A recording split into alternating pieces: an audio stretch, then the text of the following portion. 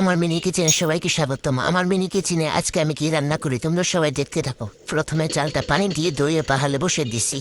আমার ভাত আস্তে আস্তে হয়ে যাবে। এই যে বাতনটা আপনাদের টুকবুক করে ফুটতেছে। এখন ভাতগুলো আস্তে আস্তে করে লাইনে চেড়ে নেব। এখন ভাত হয়ে গেছে, ভাত ফ্যান কেড়ে নেবো। এখন করে একটা পাহালে বসিয়ে দিব, বসাইয়া মাছ উল্টাই পাল্টাই একটা মাই নেব। এই যে আমার মাছ টানানি হয়ে গেছে, এখন পেঁয়াজগুলো দিয়ে দিব। তেল একটু কম হয়েছে তাই জন্য তেলটা একটু দিয়ে দেবো। ওটা টমেটো কাঁচামরিচ দিয়ে মাছগুলো টানি দিয়ে লাইনে চেড়ে নেব।